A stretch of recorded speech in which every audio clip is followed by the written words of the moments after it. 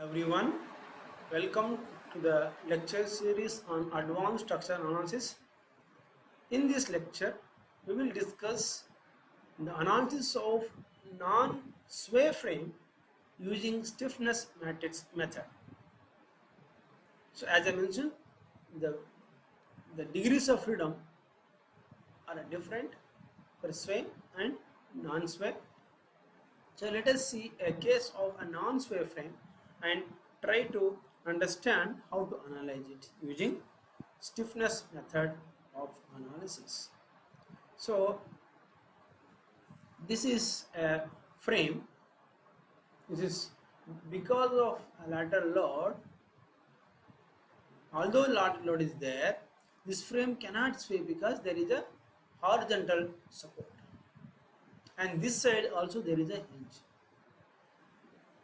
So now it is the first step is to identify what is the degree of kinematic indeterminacy of the beam. So at D, kinematic indeterminacy is 0. So instead I say degree of freedom is 0. Now at C is 0, completely restrained. So at A, so there is a rotation possible, right? Rotation possible because of hinge, rotation is possible, but translation not possible. X or Y both are not possible. At B, this X not possible because there is a horizontal support. Vertical not possible because there is no axial deformation member BD. So only possibility is a rotation here. So this is a one coordinate, this is coordinate 2. Right? Once I understand, this is total degree of kinematic indeterminacy or degree of freedom is 2. Now for this frame, so next immediately what I have to do is fix the coordinates. So that means I need to fix this and need to fix this, and then apply the coordinate. So both are rotation. So both are rotation. When right, this is coordinate 1 and this is coordinate 2. Now take the another structure.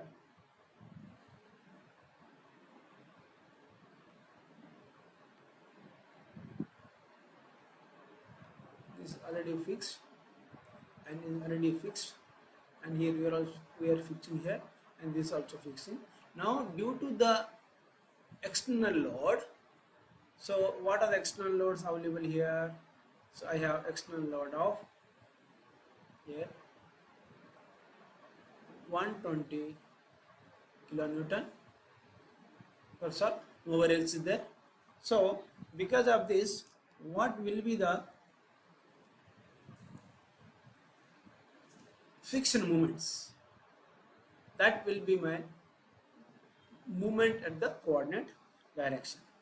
So now if I look at this is A, B, C and D, M, F, A, B, I have to look at the coordinate direction. So M, F, A, B, MFAB, friction moments at MFAB is 0 because I have no load on the beam AB. So BC also not there. But because load is on the member BD, so MFDB will be minus WAB square by L square. So minus 120 into, you see the length here, which is 3.2, this is 1.6. So this is 3.2 into 1.6 square by total 4.8 square. So that will be equal to minus 42.667 kilonewton meter. Then MFBD will be the positive movement, which is 120. This is 120 into 1.6 into 3.2 square by 4.8 square is equal to 85.333 kilonewton meter. So this is a friction moment. This is now out of this, what is that moment is in my coordinate direction? In coordinate direction 1 there is no friction moments, but in coordinate direction 2 I have one, right? This is BD, so MFBD. So this will become my P2L. Since there is no friction moments, fixed end moments at coordinate direction 1, so P1L becomes 0. So the P1L and P2L will be equal to 0, 85.333. Now once this is decided, so we need to go for stiffness coefficients of the stiffness matrix. So now for that we need to take the structure and apply the unit rotations one at a time on the fixed structure. This is fixed, this is fixed, and here also fixed. Now I am going to apply,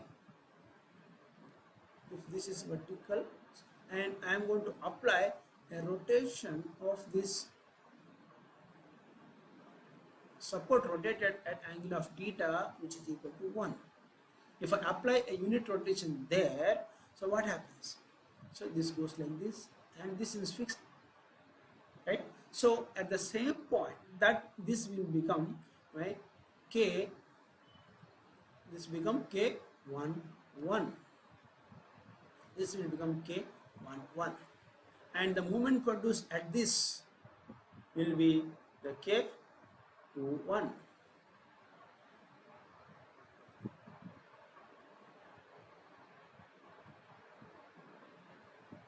Here, so K21.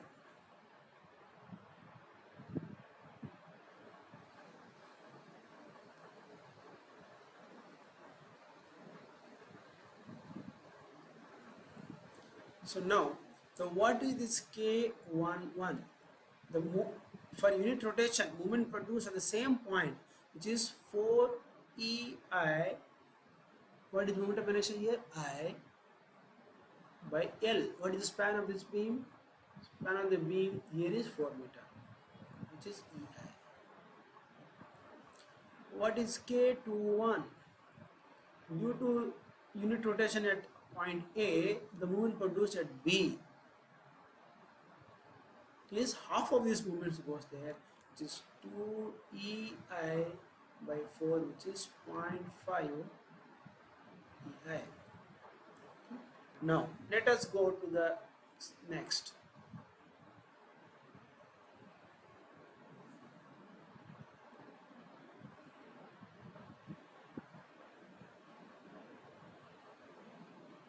This is already fixed, which is already fixed. Now here this is fixed. Now here this I want to rotate a clockwise rotation of a theta, which is equal to 1. So unit rotation at 2 coordinate. So what will be the effect on all? So by rotating the joint B totally,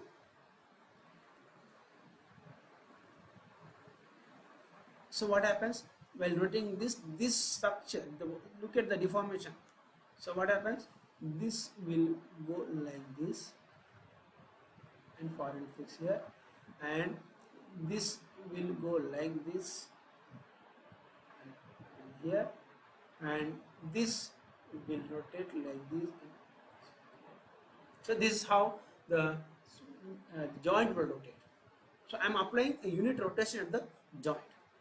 So movement produced at that B, we call it as K02, and movement produced at the coordinate 2 will be my K 1 2, right? So what will be K22? That now joint rotated, all three members got affected. So 4 I for this beam is I by L is 4 plus next member BC.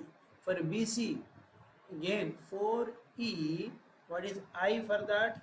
I is given as, you can look at here, I is 2, here is 3.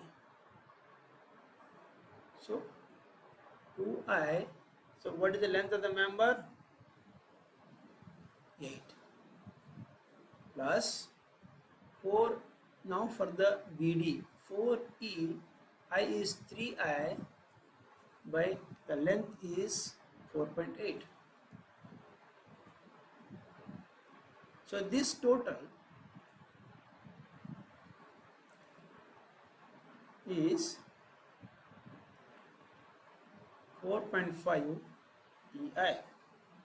Now what will be K12? So the moment produced at the B is only 4 EI by L of this span. Half only goes from this, not from this BD, not from the BC below. Only at produced at this member AB, only half goes to the A side. So that is 2 EI by L, which is 4, which is 0.5. So I got a stiffness matrix which is equal to K11. If I take EI as a common, so K11 was equal to EI, which is 1, K12, K21 0.5, K12 also 0.5, and K22 is 4.5. Now into delta 1 displacement delta 2, which is equal to P minus PL. So P, the P, both at that coordinate direction there is no sway, no settlement. So 0, 0. And PL, we found out P1L is 0, P is 85. So minus 85. Sorry, I'll write like this. I mean minus 85.3. So taking inverse of this, so delta 1, delta 2. What is delta 1? Which is theta A. What is delta 2? Theta B. So this is equal to K inverse of that. So by finding that K inverse of this, that means 1 by EI 1.5.5 4.5 inverse into minus of, I can write it directly, 0 minus 85.33. Then this value, what I get, 1 by EI times 10.039 and minus 20.078. So this is the rotation at A and B. I got it. They are my displacement. Okay. Now once I get displacement, simply using the slope deflection equations, that means MAB, which is MFAB, which is 0, plus 2EI by L, L is your 4 meter, into 2 theta A is 0, sorry, theta A is, I got it, so 2 into theta A 10.039 by EI theta A plus theta B also there, minus 20.07 0.78 by EI, and that will be equal to 0 because the point A is a inch. First one. So MBA, which is friction moment at BA on member, is 0 again, plus 2EI by 4 into 2 theta B, 2 into minus 20.78 by EI, plus theta B plus theta B plus theta A. So theta A is 10.039 by EI. So this will be equal to minus 15.059 kilonewton meter. So similarly, I can write down MBC, which is MFBC. BC also don't have any external load. Friction moment is 0. So 2E into 2I by L, which is 8 meter, into 2 theta B. Theta B is minus 20.078 by EI, 2 theta B, plus theta C will be 0,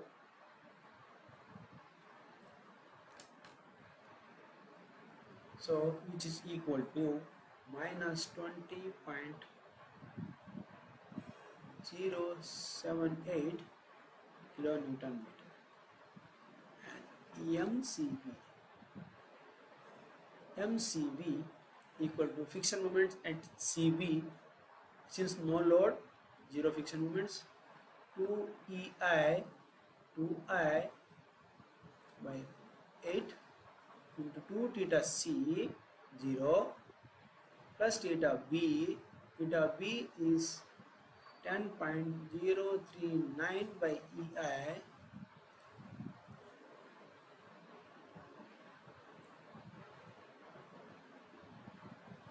okay, 2 theta C, MCB,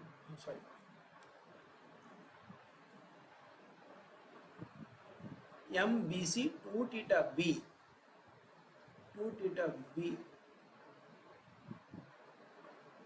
here theta B is nothing but the theta B is minus 20, okay, so MCB 2 theta C, 0, plus theta B, so this will be theta B is minus 20, so minus 20.078, so this will give equal to minus 10.039 kilonewton meter. MBD as MFBD, which is there at 85, BD positive 85.333 plus 2EI is 3I by L is 4.8, 2 theta B, 2 into theta B is minus 20.078 by EI, plus theta D is 0. So this will be equal to